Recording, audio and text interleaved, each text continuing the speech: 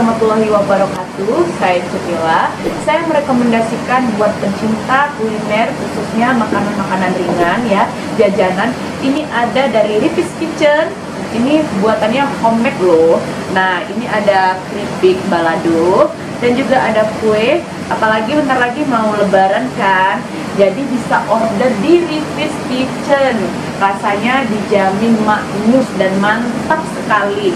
Enak deh pokoknya. Nah, ini dia Instagramnya Rifis Kitchen. Nomor teleponnya 087786455857. Jadi mau order jangan lupa ya di Rifis Kitchen. Terima kasih. Assalamualaikum warahmatullahi wabarakatuh. Masih berjumpa kembali bersama saya Eko Mega Bintang Dan saya Ica Abe dalam acara Siar Ramadan. Marhaban ya Ramadan. Pada episode kali ini saya masih didampingi oleh Ustadz Abdul Khair. Pada kesempatan hari ini kita akan membahas tentang keistimewaan doa ya Pak Ustaz? ya, kekuatan Kekuatan doa. Di mana kekuatan doa ini ada doa yang dikabulkan dan ada doa yang belum dikabulkan. Nah, seperti apa kita nanti kupas tuntas bersama Ustaz Abdul Khair. Gimana Ustaz? Sehat? Alhamdulillah, Mas Eko sehat walafiat. Amin. Dan kita terus berdoa dan berdoa agar Allah sehatkan kita, Allah sehatkan keluarga kita, dan Allah selamatkan kita. Puasanya gimana Ustaz? Alhamdulillah sehat. Sehat. Puasa bikin kita sehat. Amin. Gimana itu lancar juga ya puasanya ya? Insya Allah lancar. Jadi gini Ustaz, di kesempatan sore hari ini kan teman-teman itu perlu tahu kekuatan doa yang sebenarnya itu bagaimana. Mungkin nanti Ustaz bisa menjabarkan, bisa memberikan pencerahan atau tausiah buat kita pribadi khususnya maupun para pemirsa di rumah. Monggo silakan Ustaz. Baik, Mas Eko, terima kasih. Saudaraku sekalian, Allah Subhanahu wa taala berfirman dalam surat Al-Baqarah ayat 186. A'udzubillahi minasyaitonir rajim. Wa idza sa'alaka 'ibadi 'anni fa inni qarib ujibu da'watad da'i idza da'an falyastajibu li wal yu'minu bi la'allahum yarsudun. Shadaqallahul azim. Apabila ada hamba-hambaku yang bertanya kepada engkau ya Muhammad tentang aku Allah, katakan sesungguhnya aku Allah sangat dekat dengan hamba-hambaku. Ayat ini asbabun nuzulnya adalah suatu ketika Rasulullah ditanya oleh sahabat, ya Rasulullah, aina rabbuna? Ya Rasul, di mana Tuhan kami? Di mana Tuhan kita? Rasul tidak langsung menjawab. Rasulullah menunggu adalah perintah Allah Subhanahu wa taala. Maka turunlah surah Al-Baqarah ayat 186 ini. Wa idza sa'alaka 'ibadi 'anni fa inni qarib. Ya Muhammad, apabila ada yang bertanya kepada engkau di antara hamba-hambaku tentang aku, katakan aku sangat dekat dengan hamba-hambaku dan aku pasti akan menjawab doa-doa orang yang berdoa kepadaku dengan dua syarat. Falyastajibu li wal yu'minu bi. Yang syarat yang pertama adalah mereka melaksanakan perintahku, dan kedua wal yu'minu bi, mereka harus beriman kepada aku. Mereka harus yakin bahwa doanya aku kabulkan. Karena Allah mengatakan ana 'inda dhanni 'abdi bi. Aku berada pada prasangka hambaku. Ketika hambaku yakin doanya dikabulkan, maka pasti aku akan kabulkan. Ketika hambaku tidak yakin, maka aku pun tidak akan mengabulkannya. Karena itu kata Nabi dalam hadis yang sahih dari Abi Hurairah radhiyallahu anhu, Rasulullah mengatakan, "Ud'ullaha wa antum muqinuna bil ijabah." Berdoalah engkau kepada Allah dan kau harus yakin doamu akan dikabulkan oleh Allah. Wa'lamu anna Allah la yastajibu du'aan min qalbin ghafilin lahim. Tapi ketahuilah oleh kalian bahwa sesungguhnya Allah Subhanahu wa taala belum menerima doa dari seorang hamba yang hatinya lalai dari Allah Subhanahu wa taala. Karena itu doa itu harus yakin. Jangan setengah hati. Karena doa itu kata Nabi ada yang langsung diijabah oleh Allah, ada yang ditunda oleh Allah ijabahnya, dan ada yang diganti oleh Allah dengan yang lainnya. Yang pasti kata Allah, ud'uni astajib lakum. Berdoalah kau kepada aku pasti akan dijawab. Dan tentunya dalam berdoa itu ada etikanya, ada adabnya. Awalnya dengan istighfar, minta ampun kepada Allah. Astagfirullahaladzim. Astagfirullahaladzim. Astagfirullahaladzim. Setelah minta ampun kepada Allah, kemudian pujilah Allah. Istilahnya Bismillahirrahmanirrahim. Alhamdulillahirrahmanirrahim. Atau dengan menggunakan Asmaul Husna. Walillahi Asmaul Husna fad'uhu biha. Allah memiliki nama-nama yang indah. Berdoalah engkau dengan menggunakan nama-nama Allah itu. Ya Rahman, Ya Rahim, Ya Malik, Ya Kudus, Ya Salam, dan seterusnya. Puji Allah. Kemudian jangan lupa salawat kepada Nabi Muhammad SAW. Karena masyarakat, kalau kita tidak baca salawat kepada Nabi, maka doa kita belum sampai kepada Allah Subhanahu Wa Taala. Artinya wasilahnya adalah bersalawat dulu kepada Nabi Muhammad SAW. Maka doa kita akan dijawab Allah Subhanahu Wa Taala. Kemudian setelah itu masuklah kepada doa. Silakan doa apa saja. Doa yang paling kita kenal dan kita hafal, doa sapu jagat misalnya. Rabbana atina fid dunya hasanah wa fil akhirati hasanah wa qina adzabannar. Nah, tutup lagi dengan selawat. Wassallallahu ala sayyidina Muhammadin wa ala alihi washabihi ajmain walhamdulillahirabbil alamin. Ini etika berdoa. Dan tentunya disunahkan menghadap kiblat dalam keadaan berwudu. Sekali lagi, doa itu ada etika dan ada adabnya. Dan jangan lupa, doa itu tentunya ada juga yang saya katakan belum terkabul. Mengapa belum terkabul? Nanti akan saya jelaskan. Ada beberapa hal yang menyebabkan doa kita belum dikabulkan Allah Subhanahu Wa Taala. Yang pasti jangan pernah berdoa, karena doa itu senjata orang beriman. Doa itu adalah mukhul ibadah, otaknya ibadah adalah doa. Dan salat itu juga adalah doa. As-salatu lugatan doa. Salat itu secara bahasa adalah doa. Berarti kita perlu doa. Ada istilah kata duit. Hidup ini butuh duit. Duit apa? D-nya adalah doa. Banyak-banyak berdoa. Punya usaha. Maksimalkan usaha kita. Lalu kemudian I-nya adalah iman. Harus yakin doa dan usaha kita akan berhasil.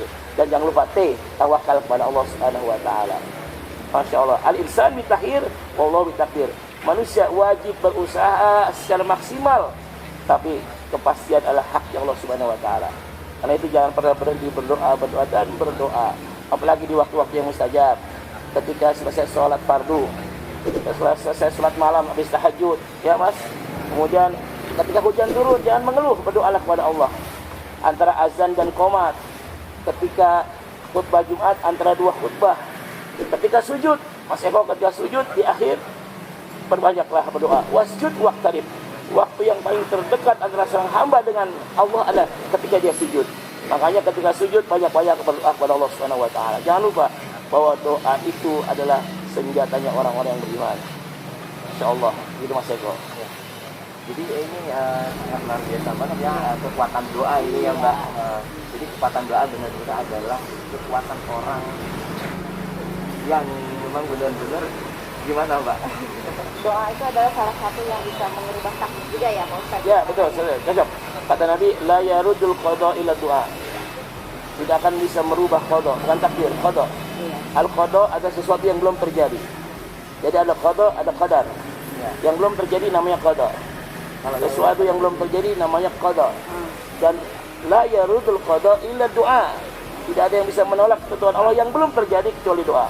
Kecuali kalau sudah berusaha dan berdoa, maka sudah terjadi namanya takdir atau qadar. Disebut dengan qadarullah, gitu.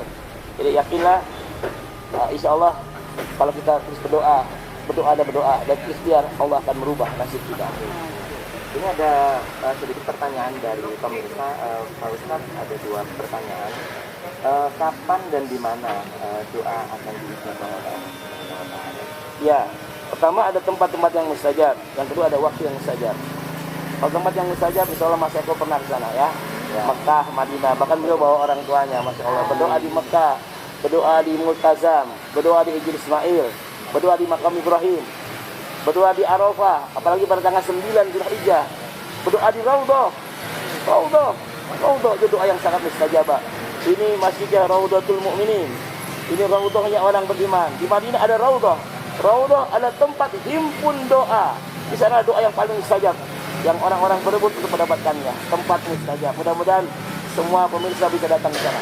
Ya, dan jangan lupa di samping tempat yang mustajab ada waktu yang mustajab.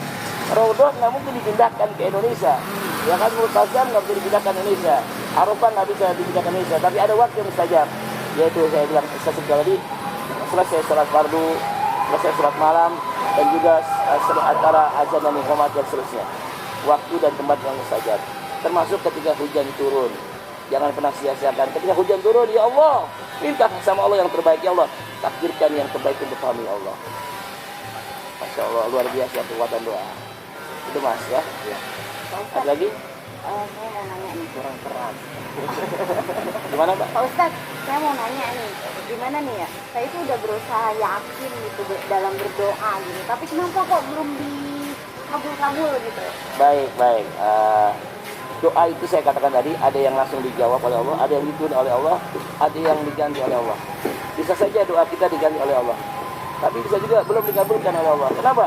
Penyebabnya adalah kata Nabi, wa'lamu anna Allah la yastajibu du'aan min qalbin ghafilin lahim.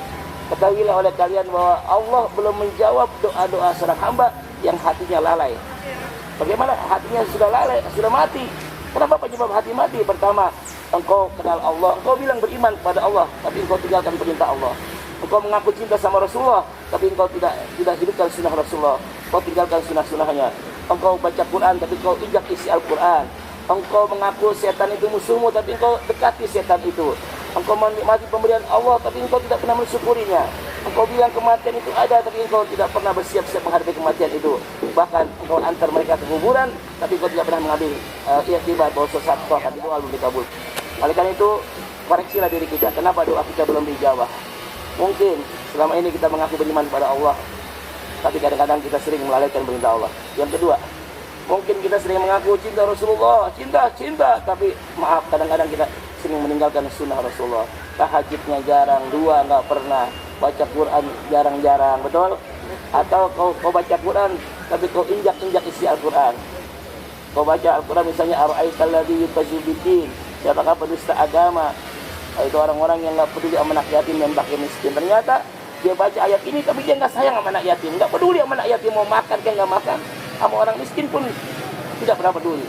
Kemudian orang-orang yang melalaikan sholatnya, penista agama. Kemudian apalagi engkau beriman atau menikmati pemberian Allah, nikmat yang Allah berikan banyak sekali, tapi kadang-kadang Mas kita nggak bersyukur pada Allah. Padahal kita bersyukur ditambah lagi oleh Allah. Kalau kita kufur, naudzubillah, yang akan azab Allah yang akan datang. Kemudian apalagi engkau bilang surga itu ada, tapi engkau tidak pernah berusaha meraih surga itu dengan amal soleh. Engkau bilang neraka itu ada, tapi engkau tidak pernah takut dengan neraka itu, bahkan engkau berani berbuat maksiat. Ya, artinya engkau sibuk dengan aib orang lain. Ini penting nih. Gibah tadi Kau sibuk dengan aib orang lain, tapi engkau tidak pernah sibuk dengan aibmu sendiri. Hati-hati ya.